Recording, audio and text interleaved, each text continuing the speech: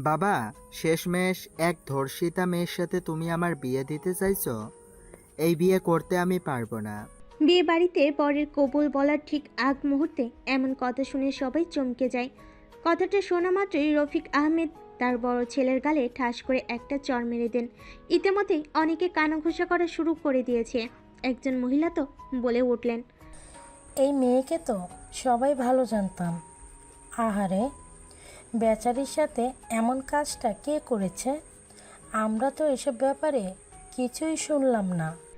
নিজের মেয়ের সম্পর্কে এসব কথা শুনে আর ঠিক থাকতে পারল না রহিমা বেগম। তিনি আগেই তার ভাইকে বলেছিলেন একমাত্র মেয়ের বিয়েটা সে খুব সাদামাটাভাবেই দিতে চান, যেন এসব বিষয় জানাজানি না হয়। কিন্তু ভাইয়ের জোড়াজুড়িতে তার ছেলের সাথে নিজের মেয়ের বিয়ে এত অনুষ্ঠান করেই দিতে সে রাজি হয়েছে। রফিক আহমেদ সেই মহিলাকে ধমক দিয়ে উঠলেন, কী সব যাতা বলছেন? এমন কিছুই হয়নি মধুমিতা। রহিমার মেয়ে এর সাথে রায়হান, রফিকের ছেলে। খামোখা ওনাকে চুপ করিয়ে কি লাভ বাবা? উনি তো ঠিকই বলছেন। তোমারই তো এত বড় বিষয়টাকে ধামাচাপা দিয়ে দিয়েছো।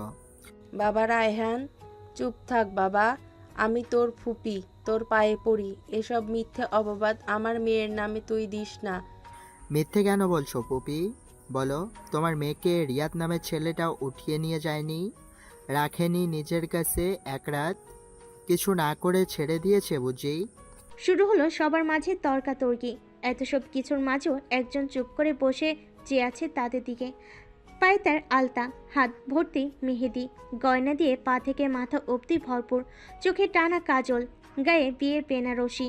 মধুমিতার এসব আর কিছুই ভালো লাগছে না। বাবা বেঁচে থাকলে হয়তো এখন এসব তার সহ্য করতে হতো না। উঠে এক দৌড়ে বিয়ের স্টেজ থেকে নেমে দৌড়ে বাড়ির ভিতর চলে গেল সে। রহিমা বেগম দেখেও কিছু বলছেন না। সে জানে এখন কি হবে, গিয়েও কোনো লাভ নেই। রফিক আহমেদ ইতিমধ্যে বিয়ে বাড়ি থেকে সবার কাছে মাপ চেয়ে তাদের চলে যেতে বলেছেন, আর রায়হানকে ঘাড় ধাক্কা দিয়ে বের করে বলেছেন চোখের সামনে থেকে চলে যেতে। তবে পাড়ার আন্টিরা যেতে অনিচ্ছুক। তাদেরকে তো এখন কাটাঘাই নুনের ছিটা দেওয়া বাকি। মধুমিতা রুমের দরজা লাগিয়ে সেখানে বসেই কাঁদতে লাগলো আর জীবনের হিসেব কষতে লাগলো। মধুমিতা জাহান তুলি, ঢাকা মেডিকেলের ছাত্রী। ছোট থেকেই খুব চঞ্চল ও মেধাবী, লম্বা, চেহারা অনেক ফর্সা না হলেও মায়াবী। মধুমিতার বাবা নেই। মায়ের সাথে মামার বাড়িতে ছোট থেকে বড় হয়েছে সে। দাদার বাড়িতে মাঝে মাঝে যাওয়া হয় তাদের। রায়ন হলো তার মামার বড় ছেলে। একসময় এই রাহিনী মধুমিতাকে পাওয়ার জন্য ছিল পাগল, কিন্তু ভাগ্যে কি নির্মম পরিহাস, এই ছেলেই সবার সামনে মধুমিতাকে নিয়ে এত বড় একটা কথা বলে দিল। কথায় আছে না, মানুষ চেনা যায় বিপদে। কিছুদিন আগের ঘটনা। রিয়াদ নামের পাড়ার এক পকেটে ছেলে মধুমিতাকে খুবই বিরক্ত করত। একদিন মধুমিতা সহ্য করতে না পেরে ভার্সিটির সবার সামনে তাকে চড় মেরে দেয়। এইটা যেন কাল হয়ে দাঁড়ায় তার জন্য। রিয়াদের ইগো হার্ট হয়। সেদিন বিকেলে বাড়ি ফেরার সময় মধুমিতাকে জোর করে গাড়িতে তুলে নিয়ে যায় রিয়াদ। এক হোটেলে অজ্ঞান করে নিয়ে যায় ওকে, খারাপ কিছু করতে। তবে হয়তো সৃষ্টিকর্তা সহায় ছিল মেয়েটার। ওই দিন সেই হোটেলে ড্রাগস খুঁজতে একদল পুলিশ আশায় সবাইকে ধরে নিয়ে যায়। মধুমিতাকে অতিরিক্ত ডোজ দেওয়ার ফলে তার জ্ঞান ফিরতে সকাল হয়ে যায়। এদিকে রহিমা মেয়েকে না পেয়ে যেন পাগল প্রায়। মধুমিতাকে বাসে এনে রফিক ঠিক করে পাড়ায় এসব কিডন্যাপিং এবং বিষয় ছড়ানোর আগে তাড়াতাড়ি নিজের ছেলের সাথে বিয়ে দিবে বলে মধুমিতার। তবে রাহেনের মধুমিতার সতীত্ব নিয়ে সন্দেহ এখন আর, তাই সে মধুমিতাকে বিয়ে করতে চায় না। তবে মধুমিতা অনেকবার তাকে রিজেক্ট করেছে। সেই প্রতিশোধ নেওয়াটা এখনো বাকি, তাই বিয়ে বাড়িতে এত কাহিনী করলো সে। দেখলে গো ননদিনী, বিয়ে বাড়িতে সবার সামনে কি কাণ্ডটা না হলো। এখন হয়তো তোমার মেয়েকে আর কেউ বিয়ে করবে না। হালিম বানানোর জন্য মাংসগুলো কেটে টুকরো টুকরো করছিল রহিমা। তখনই রাহেনের মায়ের মুখে এমন কথা শুনে থেমে গেল সে। এসব কিছুর পিছে যে রাহেনের মায়েরও হাত আছে তা খুব ভালো করেই জানে রহিমা। নিজের বোনের মেয়ের সাথে ছেলের বিয়ে দিতে না পারার ক্ষোভটা হয়তো এখন ঝাড়বে সে। রহিমা আর তার মেয়েকে কখনো সহ্য করতে পারত না রায়হানের মা, তাই এই বাড়িতে থাকতেও চায়নি রহিমা। তবে ভাইয়ের জোড়াজড়িতে বছরের বেশিরভাগ সময় এখানে থাকা হয় তার। মাঝে মাঝে শ্বশুর বাড়ি গিয়ে সবার সাথে দেখা করে আসে সে। শ্বশুরবাড়ির সবার সাথে তার সম্পর্ক যথেষ্ট ভালো, তবে সেখানে থাকলে সে বারবার মৃত স্বামীর কথা মনে পড়ে।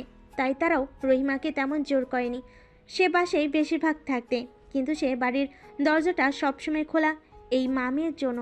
বিয়েতে অবশ্য তার কেউ আসেনি, এর একটা কারণ আছে, তারা কেউই রায়হানকে তেমন পছন্দ করতো না। তবে এসব ভাবার বা কারোর কথায় কান দেওয়ার সময় নেই। এদিকে মেয়েটা সারাদিন না খেয়ে আছে, তাই তো নিজ হাতে মধুমিতার পছন্দের হালিম বানাতে এসেছিল রহিমা, তাই নিজের কাজে আবার লেগে গেল।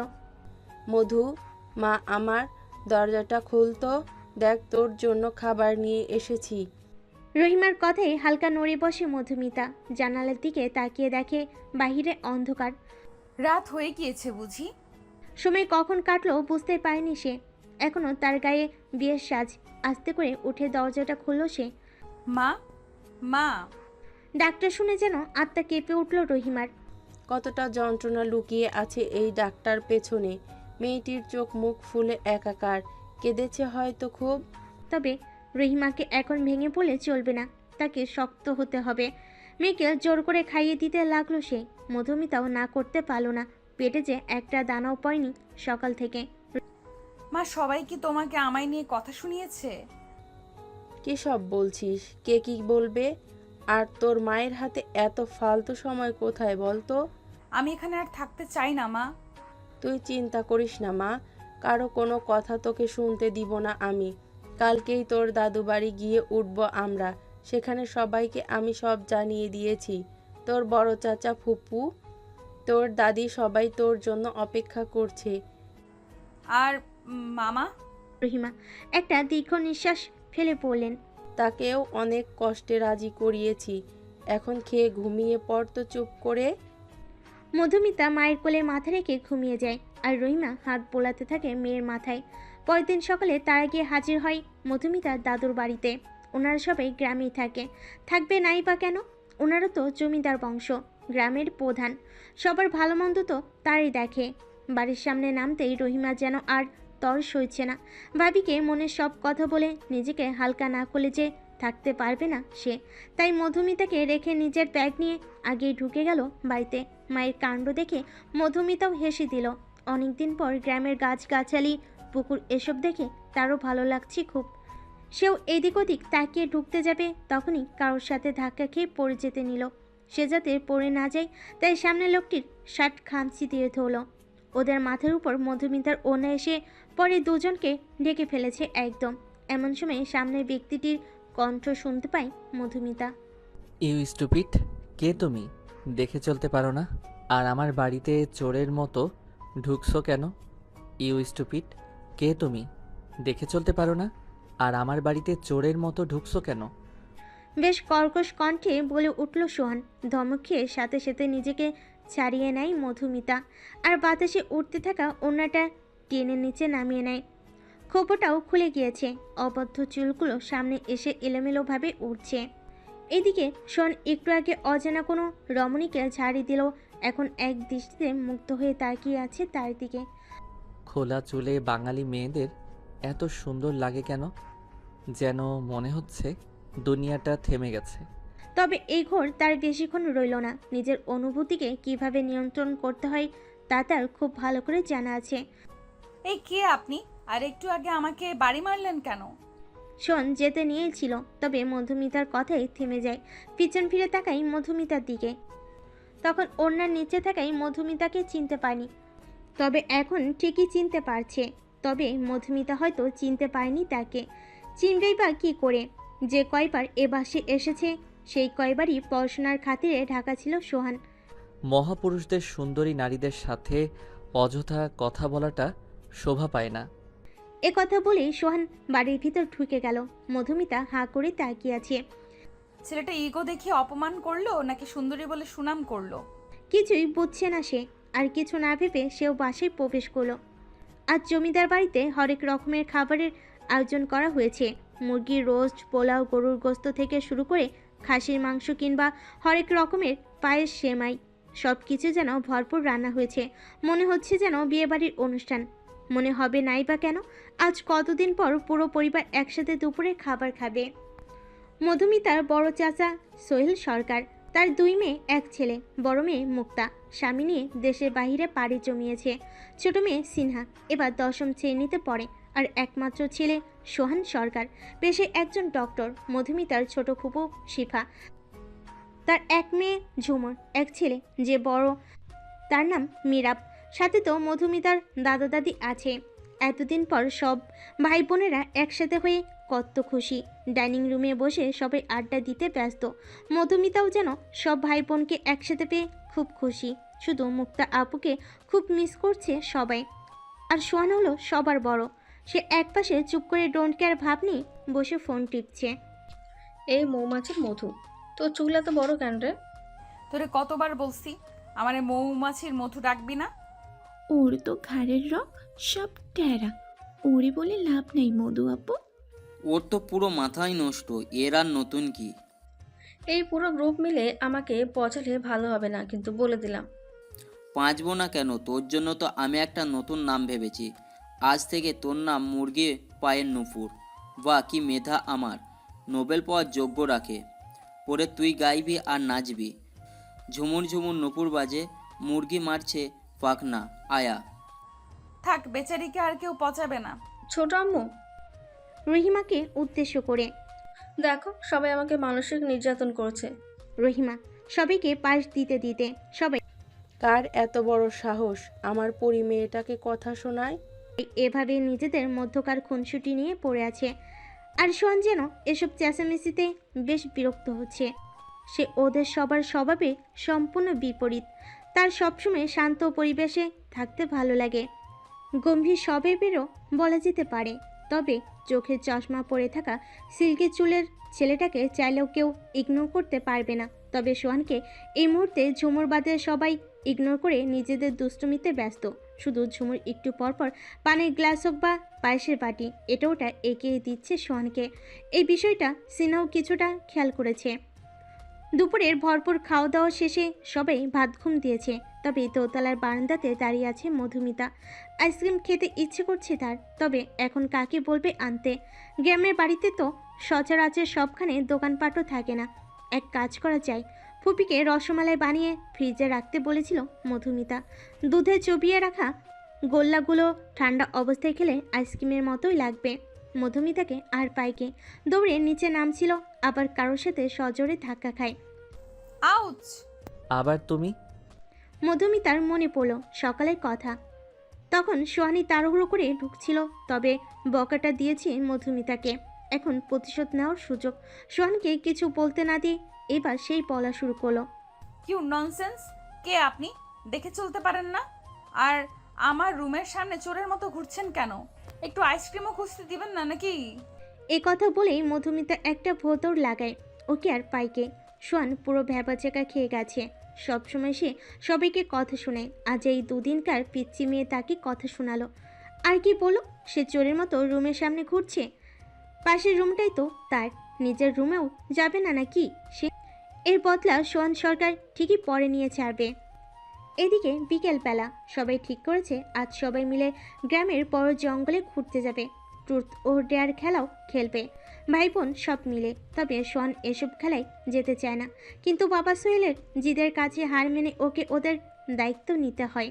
ওরা সবগুলোই তো বাচ্চা বাচ্চা মেন্টালিটি নিয়ে থাকে, তাই সাথে ম্যাচিউর কাউকে তো থাকা উচিত। সবাই অবশেষে জঙ্গলে এসে হাজির হলো। গাছগাছালিতে ভরা ঘন জঙ্গলে আলো আসছে খুব কষ্ট করে। মনে হয় যেন সন্ধ্যা হয়ে গিয়েছে। একটা খোলা জায়গায় সবাই গোল হয়ে বসেছে, মাঝে একটা বোতল। এখন ট্রুথ আর ডেয়ার খেলার পালা। প্রথমে মিরাব। গাছগাছালিতে ভরা ঘন জঙ্গলে আলো আসছে খুব কষ্ট করে। মনে হয় যেন সন্ধ্যা হয়ে গিয়েছে। একটা খোলা জায়গায় সবাই গোল হয়ে বসেছে, মাঝে একটা বোতল। এখন ট্রুথ আর ডেয়ার খেলার পালা। প্রথমে মিরাব মুখের দিক সিনহার দিকে এসে পড়েছে। টুথ নাকি দেয়ার? টুট। ক্রাশের নাম বল। মুরতাসিম আর হামজা। এরা তো পাকিস্তান ড্রামার নায়ক। একটা থাপ্পড় দিয়ে ড্রামা দেখা বের করে দিব একদম। সামনে এক্সাম, আর উনি পড়া বাদ দিয়ে ড্রামা দেখে? এই বয়সে ক্রাশ কি আবার? ভাইয়া, এগুলো কেমন ব্যবহার? এই জন্য তোমাকে আমরা আনতে চাইনি। নিজে তো পুরো আনরোমান্টিক হয়ে গিয়েছো, আমাদেরকেও এমন বানানো চাইছো নাকি? আমি বুড়ো আনরোমান্টিক? ঠিকই তো বলেছে, এত বড় হয়েছ, না করছো প্রেম, না করছো বিয়ে। বড় ভাইয়ের সাথে কিভাবে কথা বলতে হয় জানিস না? ম্যানার্স ভুলে গেলি নাকি? নিজে জানে না আরেকজনকে শিখায়। সোহান কিছু বলতে যাবে এর আগে ঝুমুর চিলিয়ে বলে উঠল। মধুমিতা, তোর গায়ে যোগ। এক চিৎকারে সবার কানের পর্দা প্রায় ফাটিয়ে দিয়েছে। গাছে বাড়ি খেয়ে ওর চিৎকারের আওয়াজ আবার প্রতিফলিত হচ্ছে। সবাই চোখ বন্ধ করে কানে হাত দিয়ে মাথা নিচু করলো। এত জোরে তো 10টা বক্স একসাথে বাজালো আওয়াজ হয় না। এদিকে ভয়ে মধুমিতা সিনহাকে এমনভাবে চেপে ধরেছে যেন ওর দম যায় যায়। সোহান ভাইয়া হেল্প, ওকে ছাড়িয়ে নিজের কাছে নিও, দম আটকে গেল আমার। যত ঝগড়া করুক বনিত। সোহান আর কিছু না ভেবে মধুমিতাকে ছাড়িয়ে নিজের কাছে নিল। মধুমিতার আর এত কিছু হুঁশ নেই। ও সামনের ব্যক্তির বুকে মাথা রেখে শক্ত করে জড়িয়ে ধরল তাকে। সোহান যেন মধুমিতার প্রতিটা কাঁপুনি অনুভব করতে পারছে। নিজেকে প্রচুর আনকমফোর্টেবল লাগছে তার। কোনোদিন কোনো মেয়ে এতটা কাছে আসেনি তার। একটু পর মধুমিতা শান্ত হলে এক ঝটকে সরে যায় সে। ইস কি লজ্জা! তার এমন রিয়াকশন দেখে সোহান সহ বাকিরা সবে হেসে দিল। বাহ, কি রোমান্টিক! একটা ঘষে দেব, এখানে রোমান্টিক কিছু হয়নি, দুর্ঘটনা শুধু। তবে সবার সাথে এবার সোহানও হেসে দিয়েছে মধুমিতার রিয়াকশন দেখে। মেয়েটা আসলেই বাচ্চা। এইদিকে এই প্রথম সোহানকে হাসতে দেখলো মধুমিতা, তবে লজ্জে আর দ্বিতীয়বার তাকায়নি। এদিকে একে তো সবে এসেছে বিকেলের দিকে, এখন আবার সন্ধ্যা হয়ে যাচ্ছে। সবাই তাই বাড়ির উদ্দেশ্যে রওনা হলো। মাঝপথে ব্রিজ পার হতে হয় একটা নদীর উপরের ব্রিজের পরিবেশটা খুব সুন্দর। একটা বড় দোকানও আছে সেখানে।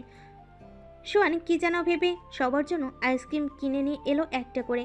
সবাই আইসক্রিম পেয়ে খুব খুশি। সন্ধ্যা শেষে রাত নামলো, আকাশে পূর্ণিমার চাঁদ। সবাই বাড়ির উঠোনে বসে গল্প করছে। এই রাত আবার কতদিন পর আসে কে জানে। কাল আবার মধুমিতা ঢাকার উদ্দেশ্যে রওনা দিবে। হোস্টেলে উঠতে হবে। পড়াশোনায় এমনিতেই গাফলতি হয়েছে অনেক, তবে কারোরই আলাদা হতে ইচ্ছে করছে না। মধুমিতা, কয়েকদিন আরও থেকে গেলে কিন্তু পারতিস। না ভাইয়া, তা সম্ভব না। কোনো সমস্যা হলে সবার আগে এই ভাইকে কল করবি, বলে দিলাম। আফুর সমস্যা হলে সোহান ভাইয়া তো আছেই। সবাই সিনহার কথা শুনে চোখ বড় বড় করে ওর দিকে তাকায়। কি বলে এমি? সোহানও ভুরু কুচকে তাকিয়ে আছে ওর দিকে। সিনহা বুঝতে পেরে কথাটা ঘুরিয়ে নেয়। না মানে সোহান ভাইয়াও তো ঢাকায় থাকে, তাই বললাম। হ্যাঁ তো, আমি কারো দায়িত্বের বোঝা টানতে ঢাকা যাচ্ছি নাকি? তো আমি কি কাউকে বলেছি আমার বোঝা টানতে নাকি? আজব, কিছু মানুষ সবসময় বেশি বোঝে। ব্যাস ব্যাস হয়েছে। এই মৌমাছির মধু, তুই না খুব ভালো মেহেদি দিতে পারিস, দিয়ে দিবি আমাকে? এই যে নিয়ে এসেছি। দে। মধুমিতা এক এক করে সবাইকে মেহেদি দিয়ে দিচ্ছে। মীরাবেরও নাকি মেহেদি দিতে ইচ্ছে করছে, তাই মধুমিতা ওর হাতটা টেনে কোলে নিয়ে মেহেদি দিয়ে দিচ্ছে। তবে সোহানের কেন জানি বিষয়টা ভালো লাগেনি, তাই সে সেখান থেকে উঠে ঘরে চলে গেল। ভাবি, আমার কথাটা আর একবার ভেবে দেখবেন কিন্তু। খুব বিনয়ের সাথে কথাটা বলো মরিয়ম বেগম, সোহান সিনহা মুক্তার মা। ভেবে তো দেখবই ভাবি, তবে আপনি তো সব জানেনই আমার বাচ্চা মেয়েটার ওপর গত কিছু দিনে কি ঝড়টাই না গিয়েছে। তাই এসব ব্যাপারে আমি ওকে এখনই কিছু বলতে চাইছি না। এখন কেন বলবেন? কিছুদিন যাক, তখন না হয় বুঝিয়ে বলবেন। ঘরের মেয়ে আমরা দূরে কেন দিব? ঘরের মেয়ে ঘরেই রেখে দিব। তাদের এসব কথা আড়লে দাঁড়িয়ে শুনছে সিনহা। এই একটা বাজে স্বভাব ওর। সবার কথাই শুধু আড়ি পাতা। তাদের দেখার আগেই আবার আস্তে করে সরে গেল সে। তার ছোট মাথায় যা বোঝার সে বুঝে গিয়েছে। পরের দিন সকালে আজ মধুমিতা ঢাকায় ফিরে যাবে। সব ব্যাগ গুছিয়ে বিদায় নিচ্ছে সবার থেকে। সোহানও আজ না চাইতেও ঢাকায় ফিরতে হচ্ছে। বাবার করা আদেশ, হোস্টেলে ঠিকভাবে মধুমিতাকে পৌঁছে দিয়ে তবেই নিজের ফ্ল্যাটে যেতে পারবে সোহান। তাই সে নিজের ব্যাগটা কাঁধে নিয়ে মুখ গোমরা করে দাঁড়িয়ে আছে। কিছুক্ষণ পর একটা অটো আসলো ওদের নিতে। এই অটো সোজা রেল স্টেশনে গিয়ে থামবে। ট্রেনে করে ঢাকা যাবে ওরা। মধুমিতা তো খুব খুশি, এই প্রথম ট্রেনে উঠবে সে। 90 দশকের মতো প্রেমের গল্প আর উপন্যাসে ট্রেনে প্রেম হওয়ার সম্পর্কে শুনেছে, সে হিসাব নেই। এখন কোনোভাবে নিজেও তেমন কাউকে পেয়ে গেলেই হয়। অতঃপর ট্রেন চলছে তার নিজের গতিতে। মধুমিতা জানালার পাশের সিটে বসেছে। পাশে সোহান কিছুটা দূরত্ব বজায় রেখে বসেছে। সামনে এক বয়স্ক দম্পতি বসে আছে। মধুমিতা জানালা দিয়ে তাকিয়ে বাহিরের গতি দেখছে। কোন ফাঁকে যে চুলগুলো খুলে গিয়েছে খেয়াল নেই তার। সমানে পাল্লা দিয়ে উঠছে সেগুলো। সোহান কিছুটা বিরক্ত হয়েই বলে, তোমার কি কোনো হিজাব নেই? আছে, কেন? বাহিরে চলাফেরা করলে হিজাব পরবে, নয়তো চুলগুলো এমন টাইট করে বাঁধবে যেন প্রয়োজনে ছিঁড়ে যায়, কিন্তু খুলে না যায়। আচ্ছা। সামনে বসে থাকা বয়স্ক দম্পতি ওদের কথা শুনে মুচকি মুচকি হাসছে। একজন বোরকা পরা, আরেকজন পাঞ্জাবি, মাথায় টুপি। দেখছো গিন্নি, ঠিক আমাদের মতো এক সময় আমরাও এমন ছিলাম। মনে আছে কোথাও গেলে কিভাবে আমি তোমার কাপড় পরার বিষয়ে খেয়াল করতাম? তা আর বলতে, তা বাবা। সোহানকে উদ্দেশ্য করে, বিয়ে হয়েছে কতদিন হলো? তাদের কথা শুনে দুজনে কিছুটা হতভম্ব হয়ে পড়ল। একে অপরের দিকে তাকালো। এই স্বামী স্ত্রী হয়তো তাদের কাপল ভাবছে। না না দাদি, আপনি ভুল ভাবছেন। ইনি আমার চাচাতো ভাই হয়, আমার স্বামী না। হ্যাঁ হ্যাঁ, আমরা অবিবাহিত। থাক, আর বলতে হবে না। আমরা এখন বুড়ো হলে কি হয়েছে, এক সময় জমিয়ে প্রেম করতাম, লুকিয়ে লুকিয়ে কত দেখা করেছি ট্রেনে। তোমারও তো তাও চাচাতো বলেছ। একবার তোমার দাদি এক শিক্ষকের সামনেও পড়েছিল, আমাকে সোজা আপন ভাই বানিয়ে দিয়েছিল। হা হা হা, এই দিনগুলোর কথা কি বলবো আর। চিঠিতে কথা হতো আমাদের। কখনো কখনো চিঠি আসতে এত দেরি হতো যেন মন চাইতো গিয়ে জেনে আসি কি লিখছে। দোয়া করি তোমরাও যেন ভালোবাসার পূর্ণতা পাও। মধুমিতা কি করবে না বুঝে অসহায় দৃষ্টিতে সোহানের দিকে তাকালো। সোহানও বুঝে গিয়েছে এদের আর বলে বোঝানো যাবে না, তাই প্রসঙ্গ এড়াতে সে তাদের রুমটার বাইরে চলে গেল। মধুমিতা অবশ্য এই সুযোগে তাদের লাভ স্টোরি শুনতে ব্যস্ত। কিছুক্ষণ পর সোহান ঝালমুড়ি, আলুর চপ হাবিজাবি নিয়ে এসেছে সবার জন্য। মধুমিতা না বলেও ও বুঝেছে এত সময় ওর ক্ষুধা লেগেছে নিশ্চয়ই। ঝালমুড়ি দেখে তো মধুমিতা অনেক খুশি। ঢাকায় আসতে আসতে প্রায় দুপুর হয়ে গেল। এই দম্পতি এই স্টেশনে নামবে না, পরেরটাই নামবে। তাই তাদের থেকে বিদায় নিয়ে মধুমিতা আর সোহান নেমে যায় নিজেদের গন্তব্য স্থানে। চারপাশে জমে থাকা পানি আর ভেজা ভেজা পরিবেশ দেখে মনে হচ্ছে বৃষ্টি হয়েছে কিছুক্ষণ আগে। সোহান আর মধুমিতা পাশের রেস্তোরাঁয় কিছু খাওয়া দাওয়া করে নিল।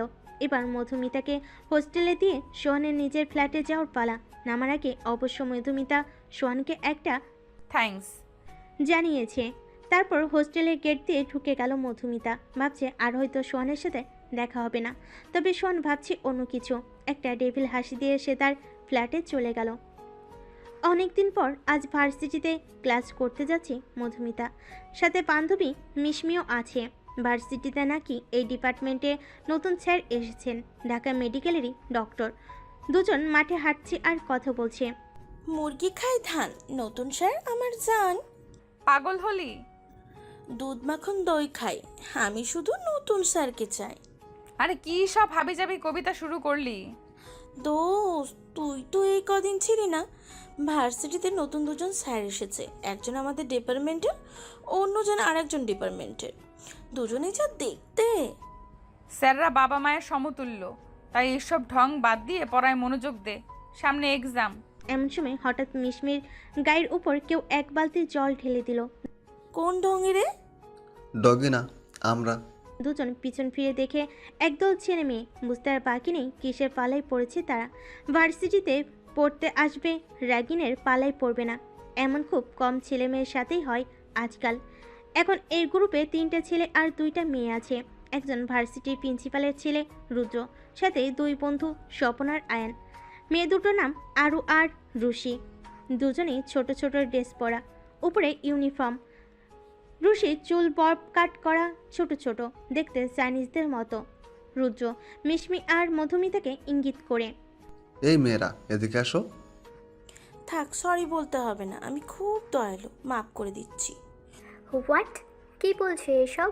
কে কাকে মাফ করবে? ও মা, আপনারা তো আমাকে সরি বলতেই ডাকলেন, এই যে একটু আগে ভুলে পানি দিলেন। বলে পানি দিয়েছি, তা কে বললো? ভুলেই দিয়েছেন জানি, নয়তো আমার সম্পর্কে না জেনে দিয়েছেন, জানলে হয়তো দিতেন না। ওই মিশু, এখন অন্তত ঝামেলা করিস না, তুই মার্শাল আর্ট জানোস। এই মেয়ে আস্তে কি বলিস? আর বলিস না, ও একটু এমনই। তুই কি আমাকে তুই করে বললি? হ্যাঁ বললাম, কেন? তুই আমাদের ক্লাসমেট না? না হলে তুই করে বলছিস কেন? আমিও বললাম। You bloody bitch, I will kill. থাম আরু। রুদ্র পা থেকে মাথা অব্দি মিশমিকে দেখে নিল। অত্যাধুনিক পোশাকের ছোঁয়া না থাকলেও মোটামুটি একটা লং স্কার্ট আর ফুলহাতার শার্ট, উপরে গলায় পেজ দেয়া ওড়না, মাথায় ছোট একটা হিজাব আছে দেখি। মেয়েটার সাহস আছে মানতে হবে। পাশে মেয়েটার থেকে এই মেয়েটাকে বেশ মনে ধরেছে রুদ্র। নাম কি তোমার? আশফি জাহান মিশমি। আপনার? সিনিয়রদের পাল্টা নাম জিজ্ঞেস করতেছ? আরে থাম, মাহিয়ান রুদ্র। কোন ইয়ার? ফার্স্ট। ও, পানি দেওয়ার জন্য সরি, এখন যাও। It's okay. মধুমিতা মিশমিকে টেনে নিয়ে ক্লাসের দিকে চলে গেল। এই মেয়ের বেশি সাহসের জ্বালায় মধুমিতা শেষ। বাকিরা তো হাঁ করে রুদ্রর দিকে তাকিয়ে আছে। যেই রুদ্রর সামনে কেউ একটা বাড়তি কথা বললে তার খবর হয়ে যেত, সেই রুদ্রের আজ কি হলো? কোনটা কি হলো? এই যে মেয়েটাকে লাই দিয়ে মাথায় উঠিয়ে নাচালি। লাই কই দিলাম, জাস্ট একটু কথা বললাম আর কি। ডাল মে কুছ কালা হে। ডাল মে কুছ কালা নেহি, পুরাই ডালই কালা হে। থাম তো, আমি ভাই সোজা কথার মানুষ। মেয়েটাকে ভালো লেগেছে, ওর ব্যাপারে খোঁজ নিয়ে দেখতো। চল এখন ক্লাসে যাই, সময় হয়ে গিয়েছে ক্লাসের। ক্লাসে বসে বসে গল্প করছে মিশমি আর মধুমিতা। কাল সকালে দুজন নীলক্ষেত যাবে, কিছু গল্প আর উপন্যাসের বই কিনবে। কাল ভার্সিটি বন্ধ। এসব কথা বলতে বলতে কখন যে স্যার এসেছে তা দুজনেরই খেয়াল নেই। বসেছেও একদম লাস্ট বেঞ্চে। এদিকে স্যার ক্লাসে ঢুকেই দেখে সবাই দাঁড়িয়েছে, শুধু দুজন এখনও জমি আড্ডায় ব্যস্ত। স্যার সবাইকে বসতে বলে চোখের চশমাটাকে আঙ্গুল দিয়ে একটু ধাক্কা দিল। ক্লাসের কিছু মেয়েরা তো হাঁকুড়ি তাকিয়ে আছে। স্যার সামনের বইটা মুখের সামনে ধরে পাতা উল্টাতে লাগলো। মিস মধুমিতা এবং তার পাশের জন কাইন্ডলি একটু দাঁড়াবেন। হঠাৎ নিজেদের কথা শুনে মধুমিতা ও মিশমি একটু হকচকিয়ে গেল। আরে সামনে বই নিয়ে কে দাঁড়িয়ে আছে? স্যার হয়তো। কখন এলো? अब हम दोनों का क्या होगा भतीजी? চুপ কর। সরি স্যার, আর হবে না। আমরা আসলে খেয়াল করিনি যে আপনি এসেছেন। পুরো ক্লাস ওদের কথা শুনে হেসে দিল। এই এক ধরনের ছাত্ররা সব ক্লাসেই থাকবে, কারণ ছেড়ে তারা শুধু হাসবে আর দাঁড়িয়ে থাকা লোকেদের বিব্রতকর পরিস্থিতিতে ফেলবে। এবার স্যার তার মুখের উপর থেকে বইটা সরল। মধুমিতা তো আচমকা এই চেহারাটা দেখে চমকে গিয়েছে পুরো। সোহান ভাইয়া আপনি? বাহ, একে তো স্যার ঢোকার পরেও গল্প করলেন, এখন আবার স্যারকে ভাই বলে ডাকছেন। ন্যূনতম ম্যানার্স দেখি আপনার মাঝে নেই। এই আবুল, স্যারকে ভাই বললি কেন? তোর কাজিন নাকি কোনো? আরে এই তো আমার সোহান ভাইয়া, যেই খারুসের কথা বলছিলাম, খালি চিল্লায়। লড়ে লাগে। Get out. কিন্তু I said get out. Manner শিখে তারপর ক্লাস করতে আসবেন। মধুমিতা তো ধমক খেয়ে পুরো কানা করে দিবে এমন অবস্থা। মিশমি সব সামাল দিতে মধুমিতাকে টানতে টানতে নিয়ে গেল ক্লাসের বাহিরে। কি রে, কষ্টে কেন্দ্রে দিছিস? এখন মজার মুডে নেই আমি। কুল বেবস, বড় বড় ভার্সিটিতে এমন ছোট ছোট ব্যাপার হয়েই থাকে। যা বলিস, সোহান স্যার কিন্তু খুব হ্যান্ডসাম। কে হ্যান্ডসাম? হঠাৎ দুজনের মাঝে মাথা ঢুকিয়ে দিল রুদ্র। আপনি কাবাব মে হাড্ডি হতে কোথা থেকে আসলেন? আগে বলো হ্যান্ডসাম কাকে বলছো? যাকে খুশি বলেছি, আপনার কি? হ্যাঁ, আমরাই তো সব। মনে মনে মধুমিতা না কিছু না, কাল আমরা ফ্রেন্ডসরা নীলক্ষেত যাব, ভাবলাম তোমরা তো নতুন, তোমাদেরও নিয়ে যাই। কিন্তু ভাইয়া ক্লাসে তো সবাই নতুন, শুধু আমরাই কেন? ঠিক বলেন, আমরা কেন? ইয়ে মানে সকালে পানি দিলাম না, তাই সরি হিসেবে এমনটা বললাম। মধুমিতা না বলতে যাবে, কিন্তু মিশমি চিল্লিয়ে বলল, যাব। মিশু, আরে থাম তো, আমরা তো এমনিতেও কাল যেতে চেয়েছিলাম, তাদের সাথে গেলেই বাকি। কিন্তু আমার একটা শর্ত আছে। কি? আমার বইয়ের টাকা আপনি দেবেন। ওকে ডান, আজ তাহলে গেলাম। রুদ্র যেতে দেরি মধুমিতার মিশমিকে কিলঘুষি মারতে দেরি না। আরে আরে কি করছিস, থাম না। এসব কি মিশমি? রাগ করছিস কেন? কেউ আমার উপর ফিদা হয়ে বসে আছে, আমি একটু ফায়দা নেব না? আমিও বুঝেছি সে তোকে পছন্দ করে, তাই বলে তুই তার ফিলিংস নিয়ে মজা নিবি নাকি? আমি কখন বললাম আমি মজা নিচ্ছি? মানে? মিশমি কিছু না বলে রহস্যময় একটা হাসি দিয়ে বলল হোস্টেলে ফিরে যেতে। দুজনেই তাই করলো। আজ আর ক্লাস করার মুড নেই। এদিকে ক্লাস শেষ করে বের হয়ে শোয়ান মধুমিতাকে খুঁজছে। মাঠের কোথাও তার নেই। একটু বেশি বলে ফেলেছে হয়তো, তবে শোন তো জাস্ট ওই দিন সিঁড়িতে মধুমিতা যা বলেছিল তার বদলাটা নিয়েছে। আচ্ছা, মেয়েটা আবার কান্না করে দেয়নি তো? করলে করুক, শোয়ানের কি? কিন্তু তবুও ধুর। শোয়ানের আর কিছু ভালো লাগছে না। শোয়ানের মাঝে যেন মনের বিরুদ্ধে যুদ্ধ চলছে তার। পরের দিন সকালে পাখির কিচিমিচির আওয়াজ। রুমের জানালার পাশে বসে আছে মধুমিতা। সারাদিনে ভ্যাবসা গরম আবহাওয়ার মাঝে এই সকালের সময়টা যেন একটু স্বস্তি দেয়। তবে গতকাল রাতে মায়ের সাথে ফোনে কথা বলার পর মনটা একটু খারাপ। মায়ের নাকি শরীর তেমন একটা ভালো না।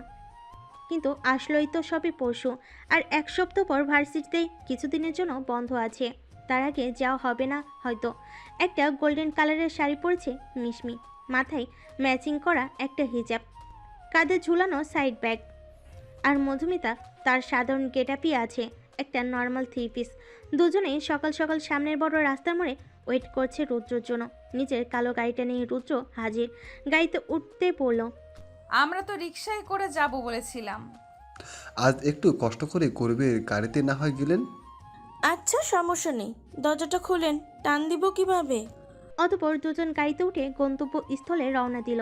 তবে কেউ একজন যে পাশের টঙে বসে বসে চা পান করছে আর তাদের দেখছে, এই জিনিসটা সবার অজানা। নীলক্ষেত এখানে একটা এরিয়াতে আগেও কয়েকবার এসেছে রুদ্র, তাই ঘুরিয়ে ঘুরিয়ে দেখাচ্ছে ওদের কোন দোকানে ভালো উপন্যাসের বই পাওয়া যায়, কোথায় দাম কম ইত্যাদি। মিশমি আর রুদ্র একসাথে হাঁটছে আর কথা বলছে। মধুমিতা কিছুটা পিছনে। সিঙ্গেল ছেলে মেয়েদের এই একটা যন্ত্রণা। কোনো কাপলদের সাথে আসলে সবার মাঝে থেকে তারা অসহায় এতিমের মতো চলে। মধুমিতারও অবস্থাটা ব্যতিক্রম নয়। কিছুক্ষণ পর মধুমিতা একটা স্টলের সামনে থামলো। না, বইয়ের দোকান না, বইয়ের দোকানের পাশে ছোট্ট করে একটা কসমেটিকের দোকান। মধুমিতার এক মোট চুড়ি খুব পছন্দ হয়েছে। কাজীকে দাম জিজ্ঞেস করলো 800 টাকা। মধুমিতা কোনো রকম জানটা নিয়ে সরে এসেছে। এক মুঠো চুড়ির দাম এত হতে যাবে কেন? এখন চুড়ি কিনলে বই কেনার টাকায় গরমিল হবে, তার চেয়ে ভালো বইয়ের দোকানেই যাই। মধুমিতা তাকিয়ে দেখে মিশমি অনেকটা দূরে চলে গিয়েছে। মধুমিতা তাই ওর কাছে না গিয়ে পাশের একটা দোকানে ঢুকে নানান বই সারি সারিভাবে সাজানো। বসে পড়াও যাবে দেখছি। মধুমিতা হুমায়ুন স্যারের হিমু উপন্যাসটা কিনল, সাথে ইলমা আপুর পদ্মমীর উপন্যাস, আরও কয়েকজন রাইটারের বই কিনে নিল। সবই রোমান্টিক জনরার। একটা শুধু হরর বই কিনতে হবে, তবে তেমন ভালো বই খুঁজে পাচ্ছে না। এমন সময় কেউ একজন ওর সামনে একটা বই খুলে ধরল আর বলল, ইউ ক্যান ট্রাই দিস।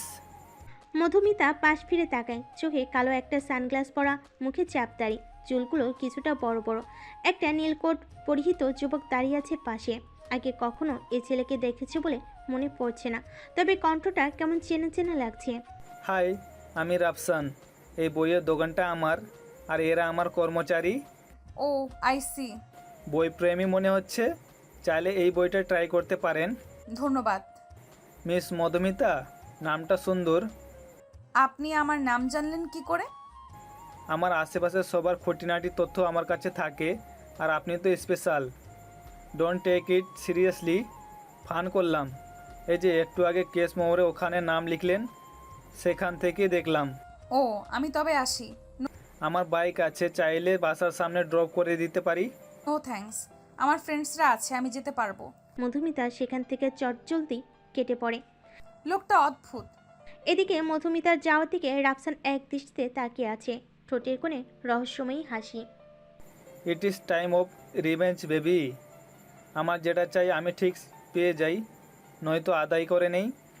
রুদ্রর এক হাতে 3টা শপিং ব্যাগ আরেক হাতে চাটা। বেচারা আর হাঁটতে পারছে না। মিশমি দাঁড়িয়ে দাঁড়িয়ে চকলেট জুস খাচ্ছে। মধুমিতা দূর থেকে ওদের দেখে কাছে এলো। দেখে রুদ্র বেচারা ঘেমে শেষ, চোখে পানি টলমলো করছে। মনে হয় ফকির বানিয়ে দিয়েছে ওকে। কি করে এসব কি? ও একটু শপিং করলাম আর কি, বললাম কেনাকাটা করতে ইচ্ছে হচ্ছে। রুদ্র বলল, করো, বিল আমি দেব। তাই আর কি। বই কিনতে এসে কি কি কিনলি? বেশি কিছু না, 2টা 3 পিস, একটা শাড়ি, 3 ডজন চুড়ি, 1 বক্স মেকআপ কিট, 2টা টায়রা, 2 জোড়া জুতো, ও আর সাথে হালিমও নিলাম তোর পছন্দ মতো। হোস্টেলে গিয়ে খাবো, আর আমি তো হাবিজাবি খেয়েছি। আর বই বই কিনতে এসে কি কি কিনলি? শরীরটা খারাপ লাগছে, কাল হয়তো পারবো না।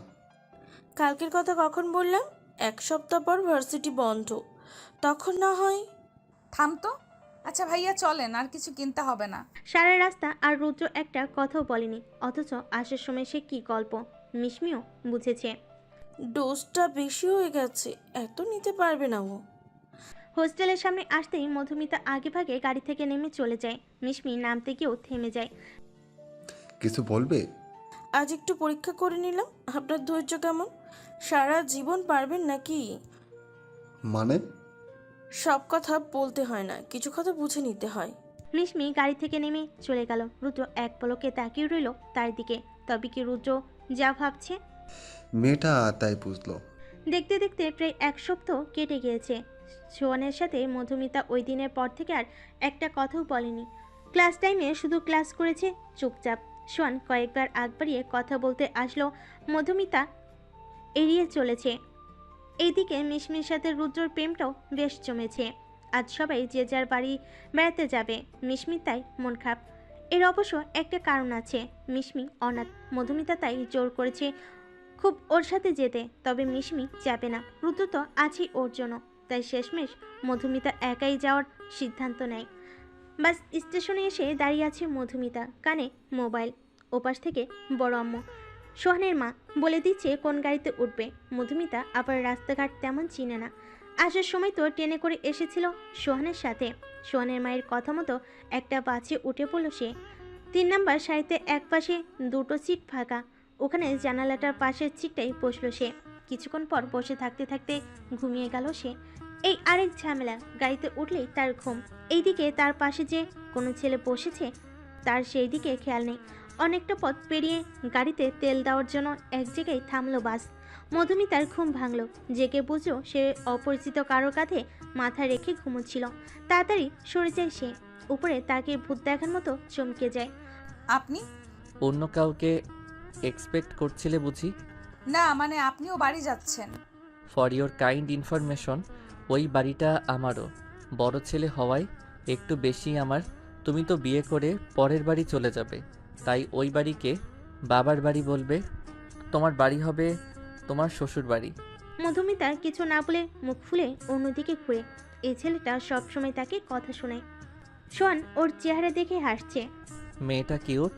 বাসে তেল ভরতে সময় লাগবে। সোয়ান এই ফাঁকে বাহিরে গিয়ে পাশের হোটেল থেকে 2 প্লেট গরম খিচুড়ি নিয়ে এলো। বাসে কম বেশি সবাই তাই খাচ্ছে। এখানকার খিচুড়ি খুব ভালো। সোয়ানের আগে যে কয়বার ঢাকা থেকে গিয়েছে সেই কয়বারই খেয়েছে।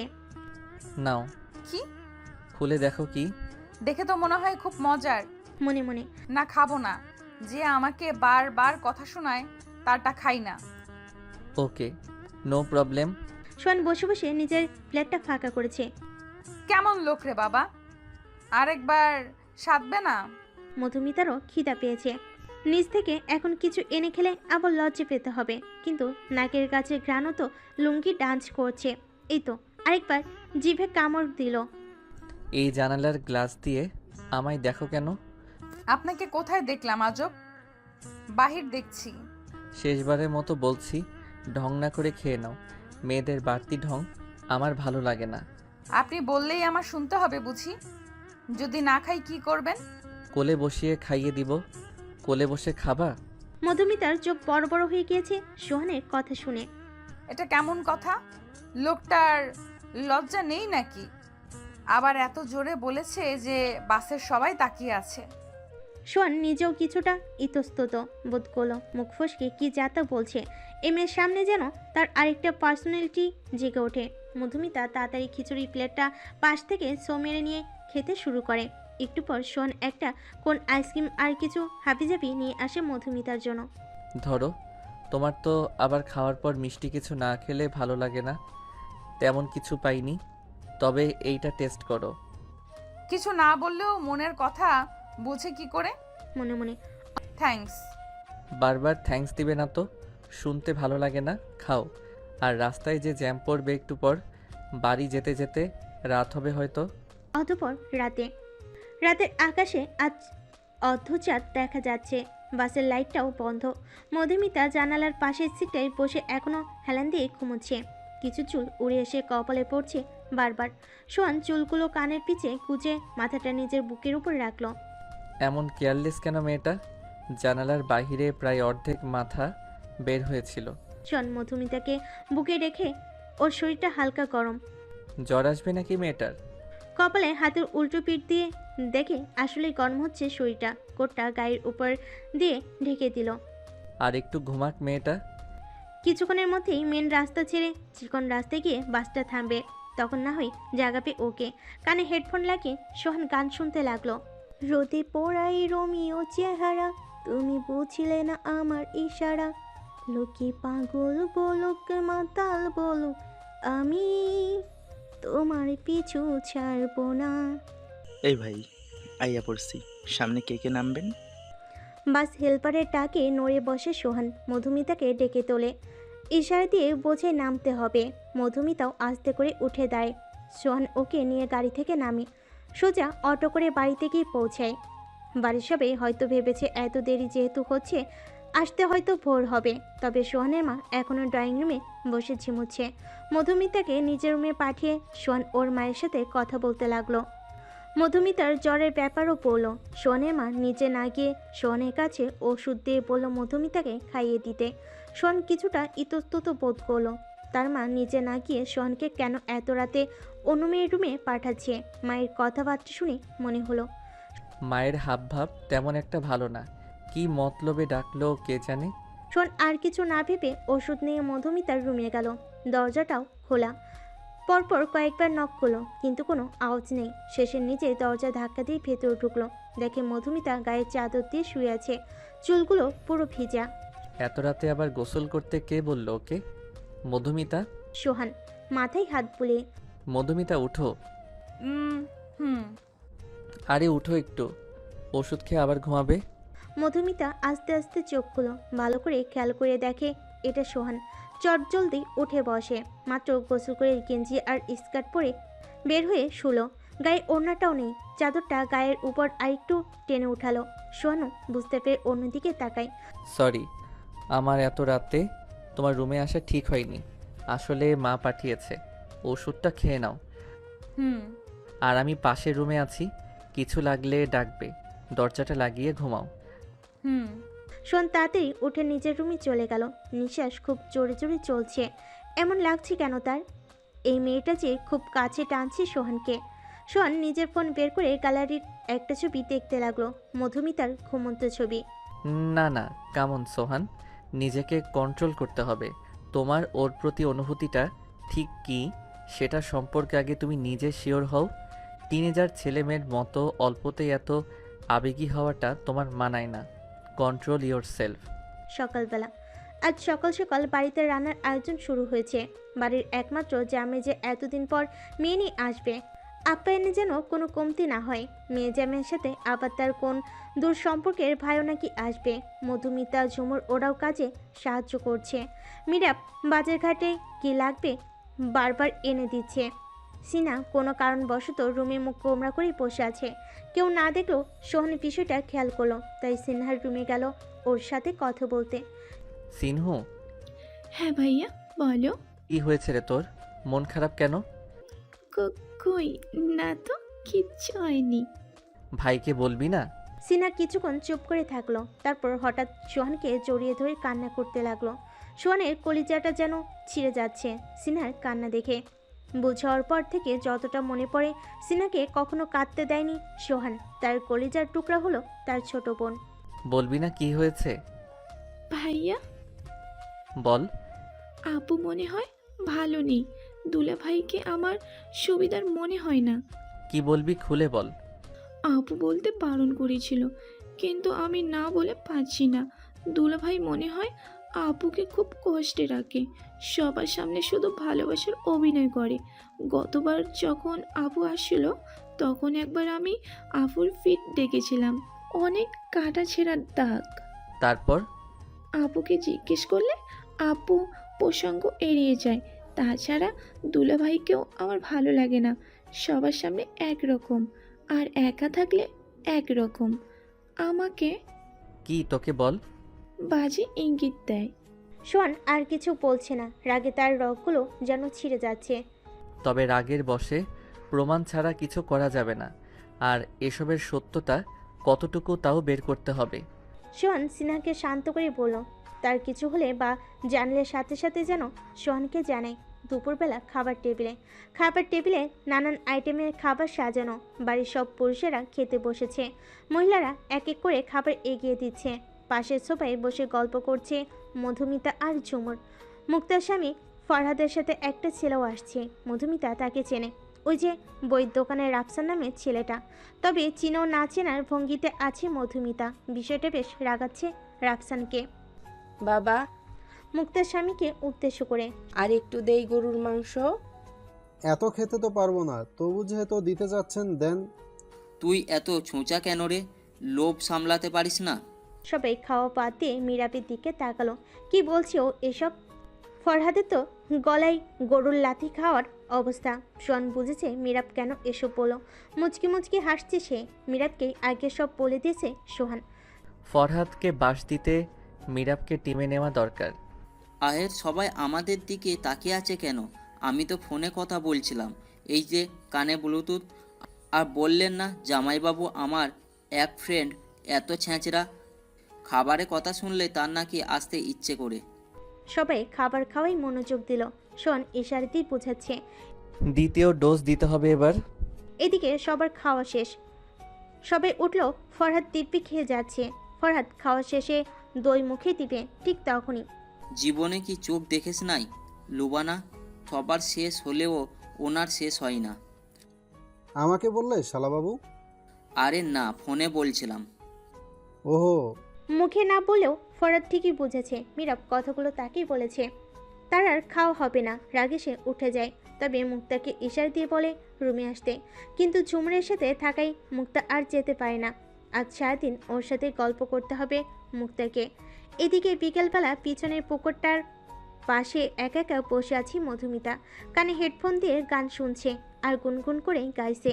অনেকদিন পর মুক্তা আপুর সাথে কথা বলে ভালো লাগলো। তবে ঝুমুর বারবার মুক্তা আপুর সাথে একা কি জানি বলতে চাচ্ছিল। বুঝতে পেরে মধুমিতা নিজে উঠে আসে। এমন সময় মধুমিতার মনে হলো পিছনে কেউ আছে।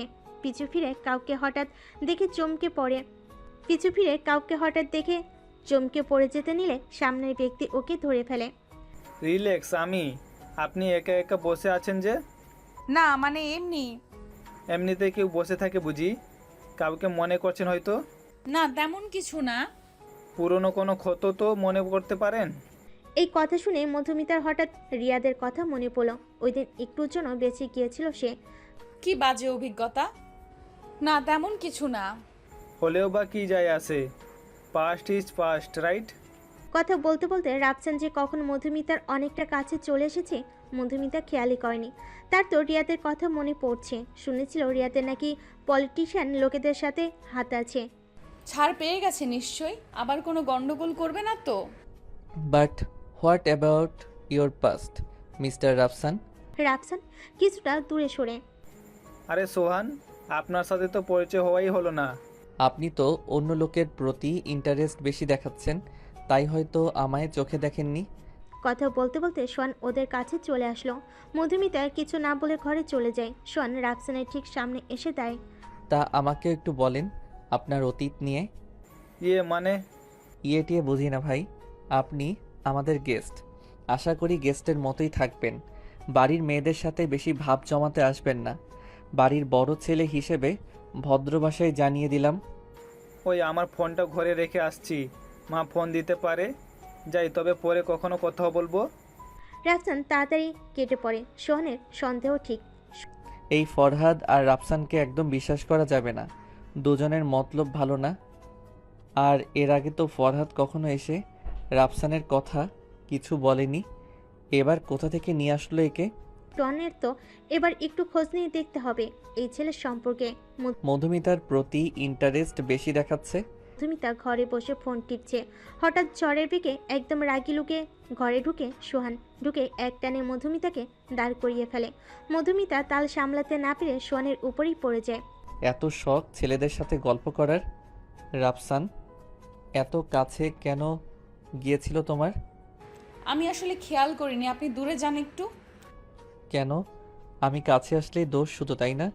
এই রাফসান সম্পর্কে জানো তুমি কিছু? জানো ওকে? মধুমিতা ভয়ে কিছু বলতেও পারছে না। হাতে প্রচুর ব্যথা পাচ্ছে। চুড়িগুলো ভেঙে একদম হাতে ঢুকে গেছে ওর।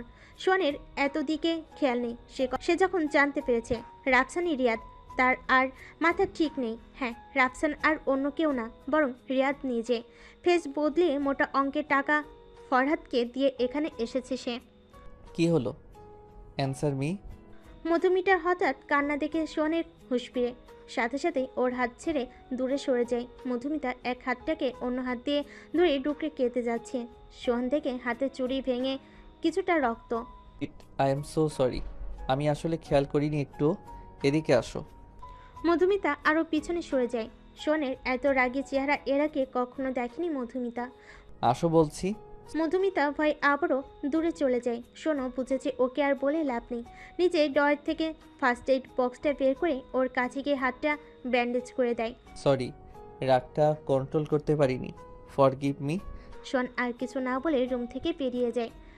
বাহ, কি সুন্দর, নিজে ব্যথা দিয়ে নিজেই মলম লাগিয়ে গেল। নিজের প্রপার্টি মনে করে নাকি? নাকি মধুমিতা ওর বিয়ে করাবো? রাগে মাথায় দাঁড়িয়ে দাঁড়িয়ে এসব ভাবছে মধুমিতা। সারা বাড়িতে আর কি কোনো রুম ছিল না? ঘুরে ফিরে সোহানের রুমের পাশেটাই হতে হলো ওকে। সবই পোড়া কপাল। এদিকে আপু আমি আর পারছি না। এ কথা বলে ঝুমুর অঝরে কাঁদতে লাগলো। মুখটা কি বলে সান্ত্বনা দিবে বুঝতে পারছে না। শুধু এটুকুই জানে যা হচ্ছে হয়তো ভালো হচ্ছে না। সে সোহানকে জানে ও যথেষ্ট ম্যাচিউর একটা ছেলে। ও কোনো সিদ্ধান্ত নিলে বুঝে শুনেই নিবে। বোন আমার, থাম এবার। আমি তো তোকে আগেই বলেছি সোহান তোকে আর সিনহাকে একই মনে করে, নিজের আপন বোন মনে করে তোকে। তুই কেন এখন ওকে ভালোবেসে কষ্ট পাচ্ছিস? কেন আসবো না আপু? মধুমিতাকে তো সোহান ভাই বোন ভাবে না, তাহলে আমাকে কেন বোন ভাববে? মধুমিতার প্রতি তো তার টান খুব। তোর হয়তো কোনো ভুল হয়েছে। কোনো ভুল হচ্ছে না আপু। আমি রাত হোক বা বিকেল যখন তখন সোহানকে মধুমিতার রুমে যেতে দেখি। সোহান নয়তো পুরুষ মানুষ, কিন্তু মধুমিতা? ওকে বারণ করতে পারে না সোহানকে? নাকি ওর চরিত্রের দোষ? ছি ঝুমুর, এসব কি ভাষা শুনলাম? তোর কষ্ট হচ্ছে, কিন্তু ভুলে যাস না মধুমিতাও এবারে মেয়ে, আর আমি আমার ভাইকে চিনি। ওর মন সত্যিই যদি মধুমিতার জন্য কোনো ফিলিংস থেকে থাকে, তবে ও সব ভেবে চিন্তেই এগোবে। বা আপু, এখন তুমিও তোমার ভাইয়ের পক্ষ নিচ্ছ? আমি কারো পক্ষ নিচ্ছি না ঝুমুর। আমি জানি তোর যন্ত্রণা কতটুকু। কাউকে ভালোবাসলেও তাকে না পাওয়ার যন্ত্রণাটা আমি জানি। প্লিজ তুই সোহানকে ভুলে যা। মুক্তা আর কিছু না বলে নিজের রুমের দিকে পা বাড়ালো। তবে ঝুমুর এখন কি করবে? তার তো আর সহ্য হচ্ছে না। মধুমিতাকেও এখন খুব বাজে লাগছে তার। এদিকে ফরহাদ নিজের রুমে বসে তার প্রেমিকার সাথে কথা বলছে। তবে সে জানে না সেই রুমে কেউ লুকিয়ে তার ভিডিও বানাচ্ছে। ট্রাস্ট মি জান, আমি তোমাকে অনেক ভালোবাসি। এই গাইয়া ভূতকে তো খালি জমিদারি বংশ দেখে বিয়ে করেছিলাম। আরে না না, তেমন কিছু না। ও তো আমার রক্ষিতা হওয়ারও যোগ্য না। দেখলে গা গুলিয়ে বমি আসে। কোথায় ও আর কোথায় তুমি? হ্যাঁ, একবার শুধু টাকাগুলো হাতিয়ে নেই, তারপর বাড়ি থেকে পালাবো। ওইদিকে রিয়াদ নামের ছেলেটার কথা বলেছিলাম না, ও হয়তো এতক্ষণে ওর নিজের কাজ শুরু করে দিয়েছে। যা জানার যা বোঝার সবটা হয়ে গিয়েছে সোহানের। আরও কিছু প্রমাণ জোগাড় করে সে মধুমিতার রুমের দিকে রওনা হলো। প্রমাণ জোগাড়ের ঝামেলায় রিয়াদের কথা বলতেই ভুলে গেছি মধুমিতাকে। তবে এত রাতে ওর রুমে যাওয়া কি ঠিক হবে? তবে না গিয়েও তো উপায় নেই। রিয়াদ যদি কিছু করে বসে। সোহান মধুমিতার রুমের সামনে এসে দেখে রিয়াদ দাঁড়িয়ে আছে। আরে মিস্টার রাফসান, আপনি? না মানে? আপনার রুম তো। নিচতলার গেস্ট রুমটা। দোতলায় কি করছেন? রাফসান মনে মনে গালি দিয়ে বলে, সালাম মাদা, এই তো যাচ্ছি। তা আপনি কি করছেন? বউয়ের কাছে আসছি। ওহো, হোয়াট? মা, আপনি জানেন না মধুমিতা ইজ মাই ওয়াইফ, আমার একমাত্র বউ। আচ্ছা, আমি যাচ্ছি। রাফসান তাড়াতাড়ি নিচে নেমে গেল। ও তো জানতো মধুমিতার যে কাজিনের সাথে বিয়ে ঠিক হয়েছে সে বিয়ে ভেঙে দিয়েছে। তবে কি সোয়ানের সাথে বিয়ে ঠিক হয়েছিল? বিয়েটা ভাঙেনি? এদিকে সোয়ান বুঝে গিয়েছে মধুমিতাকে একা রাখাটা সেফ না, তাই নিজেই ওর রুমে ঢুকে গেল। এই মেয়েকে মাঝে মাঝে থাপ্পড় দিয়ে দাঁত ফেলিয়ে দিতে ইচ্ছে করে। মেয়ে হয়ে রুমের দরজা লাগায় না, কেমন বদভ্যাস এটা। সোয়ান ওর রুমে গিয়ে দেখে পুরো অন্ধকার। কিছু না বলে দরজা লাগিয়ে পাশের সোফায় শুয়ে পড়ে। মীরাব কোনো কারণবশত বাড়ির সবাইকে বাড়ির ড্রয়িং রুমে জড়ো করেছে। মধুমিতা আর সোয়ানকে ডাকতে গিয়েছে মুক্তা। সোয়ানের রুম ফাঁকা। মধুমিতার রুমে নক করতে সোয়ান চোখ ডলতে ডলতে দরজা খুলে দুজন দুজনকে দেখে যেন ভূত দেখার মতো চমকে গিয়েছে। তাড়াতাড়ি রুম থেকে বের হয়ে মুক্তাকে নিয়ে নিজের রুমে যায়। আর মধুমিতা এখনও চিৎপতাং হয়ে ঘুমাচ্ছে। সোহান, হে হে মাই সিস, তুই যেমনটা ভাবছিস তেমন কিছু না কিন্তু। প্রেম করেছিস আর যা করেছিস কোনো কিছু অতিরিক্ত ভালো না। তুই জানিস বাড়িতে বাহিরের লোক আছে। সামহাও এই বিষয়টা গ্রামে জানাজানি হলে কি হবে? সবাই মধুমিতাকেই খারাপ বলবে। আর এটা গ্রাম, শহর না। তোর কোনো এক্সকিউজ কাজে দিবে না। ডুড, তুই যেমন ভাবছিস তেমন কিছু না, আমার কথাটা শোন। নিচে আয়, মীরাব সবাইকে আসতে বলেছে। মুক্তা আর কিছু বলে না, মধুমিতাকে ডাকতে যায়। ওর রুমে সার যে কেউ ছিল তা সে জানে না। সে দিব্যি ঘুমিয়ে যাচ্ছে চাদর গায়ে দিয়ে। মুক্তা একটা দীর্ঘশ্বাস ফেলে কিছুটা স্বস্তি পায়। না, দুজনের মাঝে এখনো এমন কিছু হয়নি। তবে ওরা আজকালকার মেয়ে ছেলে মেয়ে, কিছু হলেও হয়ে যেতে পারে। বাড়ির বড়দের জানতে হবে এই বিষয়ে। মধুমিতাকে ডেকে নিচে নিয়ে যায় সে। এদিকে নিচে সবাইকে একসাথে করে ফরাদের সব কুকর্মের কথা ফাঁস করছে মীরাব। প্রমাণও সব হাতের মুঠোয়। সাথে সাথে মরিয়ম বেগম অসুস্থ হয়ে পড়েছেন। এই জানোয়ারদের চোখের সামনে থেকে সরা, আমি আর পারছি না। মা, সামলাও নিজেকে। কিছুক্ষণ পর পুলিশ এসে ওদের ধরে নিয়ে যায়। মুক্তা একপাশে মূর্তির মতো দাঁড়িয়ে আছে। ও ভাবিনি এত সহজে জানোয়ারের হাত থেকে রক্ষা পাবে সে। মীরাব শক্ত করে মুক্তার হাত ধরে রেখেছে। এসব অশান্তির মাঝে মীরাবের হাতটা ধরে যেন মুক্তা কিছুটা শান্তি পায়।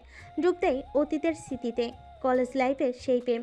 একসময় খুব ভালোবাসতো মীরাব মুক্তাকে। মুক্তা যে বাসতো না এমন নয়। ওই যে পরিবার, কেউই বলতে সাহস পায়নি কাউকে। তবে আজ এতদিন পর মীরাবের করা প্রতিটা প্রার্থনা যেন আল্লাহ পূরণ করেছে। মন থেকে কাউকে এতটা চাইলে হয়তো উপরাওলাও তাকে দিয়ে দেয়। অতঃপর দিন শেষে সন্ধ্যায় আকাশটা আজ আলো ফুটেছে। রাত হলো, চারিদিকে আলো। হবে বাই না কেন? পূর্ণিমার রাত যে, বাড়িতে একটু টু শব্দ হচ্ছে না। সবার উপর দিয়ে যে ধকলটা গিয়েছে, পুরো শান্ত পরিবেশ। হালকা বাতাসও বইছে চারিদিকটায়। বারান্দায় দাঁড়িয়ে আছে মধুমিতা। খোলা চুলগুলো দুলছে। বারান্দায় থাকা ডিম কেচারটাও দুলে দুলে হালকা আওয়াজ করছে, অনেকটা পিয়ানো বাজানোর মতো।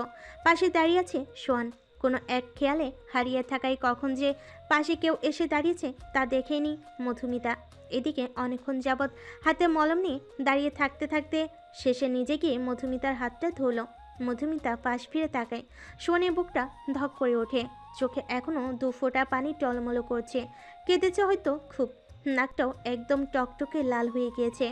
গোলাপি ঠোঁট দুটো বারবার কাঁপছে। সোয়ান সাথে সাথে চোখ সরিয়ে নেয়। আর তাকানো যাবে না, নয়তো এই নেশাকে আর আটকানো যাবে না। নিশ্চিত একটা অঘটন ঘটিয়ে ফেলবে সোহান আজ রাতে। নীরবতা ভেঙে সোহানি বলতে লাগলো, মলম নিয়ে এসেছিলাম, রেখে যাচ্ছি, মনে করে লাগিয়ে নিও। আর কাঁদবে না একটু? এই বলে যেই না সোহান যেতে নিবে, মধুমিতা ওর হাতটা ধরে ফেলল শক্ত করে। এই প্রথম মধুমিতা নিজে থেকে সোহানকে আটকালো। সোহান আবারও ওর দিকে তাকিয়ে চোখ সরিয়ে নেয়। কি বলবে তাড়াতাড়ি বলো, তারা আছে আমার, যেতে হবে। থেকে গেলে হয় না? খুব একা লাগছে। সব খারাপ শুধু আমার সাথেই হয় কেন? মায়েরও আজ মন ভালো নেই। কার কাছে গিয়ে কাঁদবো আমি? একটু থেকে যান না প্লিজ। কিন্তু মধুমিতা আর কিছু না বলে হঠাৎ সোহানকে শক্ত করে জড়িয়ে ধরে। কেন জানি এই মানুষটার প্রতি এক প্রকার অন্ধবিশ্বাস জমে গেছে মধুমিতার মনে। সোহানের বুকে যেন মাথা রেখে তার সব দুঃখ শেষ। এইদিকে সোহান কি করবে বুঝতে পারছে না। নিজেকে এই মেয়ের থেকে দূরে সরাতে না পারছে পুরোপুরি নিজে করে নিতে। আর মধুমিতারও আজ কোনটা ভুল কোনটা সঠিক বোঝার অবস্থা নেই। মধুমিতা, এখন একটু ঘুমাও, ভালো লাগবে। যা বলার সকালে বলো। আমি এখন তোমার সাথে এভাবে থাকতে পারবো না। আমার সাথে কেন? বাচ্চাদের মতো আবদার করো না প্লিজ। তোমার অবস্থা এখন ভালো না। একটা আবদার পূরণ করা যায় না বুঝি? না, যায় না। শোন নিজেকে মধুমিতা থেকে ছাড়িয়ে চলে যেতে নেই কি যেন ভেবে আবার ফিরে এসে মধুমিতার কপালে একটা ভালোবাসার পরশ এঁকে দেয়। এরপর নিজের রুমে চলে যায়। আর এক মুহূর্ত থাকা যাবে না এই মেয়ের সামনে। মধুমিতাও আস্তে করে খাটে শুয়ে পড়ে। মা আসবো? হাই মা, জিজ্ঞেস করার কি আছে, কিছু বলবি? সোহান আর মধুমিতার ব্যাপারে কিছু বলবো। জানি কি বলবি, আমি খেয়াল করেছি সব। ওরা আজকাল কার ছেলে মেয়ে, যদি কিছু। সোহানের প্রতি আমার বিশ্বাস আছে, ও এমন কিছু করবে না। কিন্তু মা, কাল তোর মামা আসবে বুঝলি? এর মাঝে মামা আসলো কোথা থেকে? আসেনি, আসবে কাল। মধুমিতা আর সোহানের বিয়ে। কি এত তাড়াতাড়ি? আর ওদেরকে তো বলা হয়নি। আমি জানি ওরা একে অপরকে পছন্দ করে।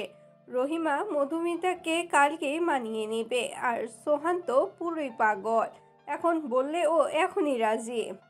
হঠাৎ এমন সিদ্ধান্তের কারণ?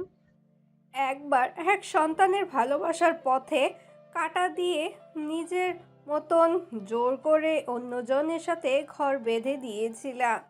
তার ফল যে খুব তেতো হয়েছে, আর কাউকে কষ্ট দিতে চাই না। মুক্তে দেখলো তার মায়ের চোখে পানি। ঠিকই তো, এসবের জন্য কিছুটা হলেও তার মা দায়ী। তার মা তার আর মিরাবের ব্যাপারটা জানতো, তবে সমবয়সী হয় ব্যাপারটা তিনি মানতে চাননি। জোর করে বড়লোক ছেলের সাথে বিয়ে দিয়ে দিয়েছেন। তার শাস্তি হয়তো পুরো পরিবার পাচ্ছে। সেই ভুলটা হয়তো দ্বিতীয়বার করতে চান না মরিয়ম বেগম। সোহান আর মধুমিতার পরতর আর মীরার ব্যাপারটাও সবাইকে জানিয়ে দিস। সবাই খুশি, বই কি কষ্ট পাবে না। তা দেখা যাবে। মুক্তা একটা দীর্ঘশ্বাস ফেলে নিজের রুমের দিকে রওনা হলো। ওইদিকে বাড়ির বাকিরা আগে থেকে সোহান আর মধুমিতার বিয়ে দিতে যাওয়ার ব্যাপারটা জানে। কারোর কোনো আপত্তি নেই, শুধু একজন দূর আকাশে তাকিয়ে চোখের জল ফেলছে। নিজের ভাগ্যের প্রতি দয়া হচ্ছে ঝুমুরের, তবে অভিযোগ নেই কোনো। হয়তো এটাই ভাগ্যে ছিল। সবটাই এবার হাসি মুখে মেনে নিবে সে। পরের দিন সকালে মধুমিতা ঘুম থেকে উঠে দেখে বাড়িটাকে আজ অন্যরকম লাগছে। কিছু পাড়া প্রতিবেশী আত্মীয়রাও এসেছে। মধুমিতাকে নিয়ে ওর মার রুমে আসে। সোহান আর মধুমিতার বিয়ের ব্যাপারে সবটা জানে ওকে। আমার এই বিয়েতে আপত্তি নেই, কিন্তু মা জানোই তো গতবার কি হয়েছিল। নিজের পায়ে দাঁড়াতে চাই আমি। তাই তো সাদামাটা ভাবে বিয়েটা দিতে চাচ্ছি। আর বিয়ে উপলক্ষে ভাবছি অনাথ আশ্রমের বাচ্চাদের খাইয়ে দিব। আগে বললো তো সোহানকে তোর কেমন মনে হয়? একজন ব্যক্তিত্ববান পুরুষ, যার মনে হয়তো আমার প্রতি সমুদ্র সমান প্রেম আছে। তোর কি মনে হয় এমন ছেলে এমন কিছু করবে যাতে তোর মত নেই? তুই নিশ্চিত থাক, সোহান রাইহানের মতো না। ওর নামটা না উঠালেও পারতে। জীবনে দুই ধরনের পুরুষ দেখলাম, এক রিয়াদ রায়হানদের মতো, আর এক সোহান মিরাবদের মতো। রায়হানের অবস্থা ভালো নেই, পাপের সাজা পৃথিবীতেই পাচ্ছে। মানে? তোর মামির বোনের মেয়ের সাথে বিয়েটা হয়েছিল, কিন্তু মেয়ে নাকি চরিত্র ভালো না, অন্য কারো বাচ্চা পেটে নিয়েছে। ওদের কথা বাদ দে, এই লাল শাড়িটা পরে আয় তো, একটু পর মুক্তা ওরা এসে সাজিয়ে দিয়ে যাবে তোকে। রহিমা চলে গেল। মধুমিতা শাড়িটা পরে তৈরি হয়ে নিল। এটা তো সত্যি নিজের অজান্তে সে শনকে ভালোবাসে। এমন প্রেমিক পুরুষকে না করাটার নিছক বোকামি। একটু পর মুক্তা ওরা এসে হালকা করে সাজিয়ে গেল মধুমিতাকে। ওইদিকে শনও একটা সাদা পাঞ্জাবি পরে তৈরি হয়েছে। ধার্মিক রীতিতেই তাদের বিয়েটা সম্পূর্ণ হয়। এক হাত লম্বা ঘোমটা দিয়ে হেলান দিয়ে বসে আছে মধুমিতা। ওইদিকে মিরাব সিনহা ওরা তো সোহানের কাছ থেকে মোটা অঙ্কের টাকা নিয়ে তবে ছেড়েছে ওকে। সোহান এর আগেও কতবার এই রুমে এসেছে, তবে এবারেরটা স্পেশাল। রুমে এসে দেখে তার বউ ঘোমটা দিয়ে বসে আছে। কী করবে বুঝতে পারছে না বেচারা। কাছে গিয়ে দেখে মধুমিতা ঘুমিয়ে গিয়েছে। আজকে রাতেও ঘুমকে ছাড়লে না? মধুমিতা তখনও পুরো ঘুম দেয়নি। সোহানের আসতে বলা কথাটাই সে নড়ে ওঠে। পাশে সোহানকে দেখে একলাপে খাট থেকে নেমে পা ধরে সালাম করে নেয়। আরে আরে পাগল হলে নাকি? কি করো? না মানে বড় আম্মু বলছিল করতে, তাই। এসব করতে হবে না। আর বড় আম্মু না, আজ থেকে আম্মুকে শুধু আম্মু বলেই ডাকবে। আর আমরা কি অপরিচিত নাকি যে বাংলা সিনেমার নায়িকার মতো এত বড় ঘোমটা দিয়ে রাখছো? এখন কি আমাকে বাংলা সিনেমার নায়কের মতো সোফায় ঘুমাতে হবে? মধুমিতা কি বলবে বুঝছে না। এই ছেলে সবসময় তাকে কথার জালে পেঁচিয়ে দেয়। শোন বুঝে মুচকি একটা হাসি দিয়ে মধুমিতাকে কোলে তুলে নিয়ে খাটে শুয়ে দেয়। আশঙ্কিক এমন কিছু হতে সে স্ট্যাচু হয়ে গিয়েছে। এখন কি বাংলা সিনেমার মতো কথাই বলবো শুধু, নাকি হলিউড সিনেমার মতো কিছু করব? মধুমিতা লজ্জে আর কিছু বলছে না। এই ছেলে এমন ঠোটকাটা কেন? কোনো কথা মুখে বাছে না? সোহান নেশা ভরা চোখে কতক্ষণ মধুমিতার দিকে তাকিয়ে থাকে। মধু, হুম। তোমার মাঝে হারানোর অনুমতি দিবা? মধুমিতা কিছু না বলে লাজুক মুখে চোখ বন্ধ করে আছে আর শক্ত করে সোহানের পিঠটা ধরে আছে। সোহানও বুঝলো মধুমিতা না নেই। আর তারপর জেনে কি করবেন? আমি বাবা সিঙ্গেল, কাপলদের বাসর ঘরে উকি দেই না। আপনার যান, টাটা।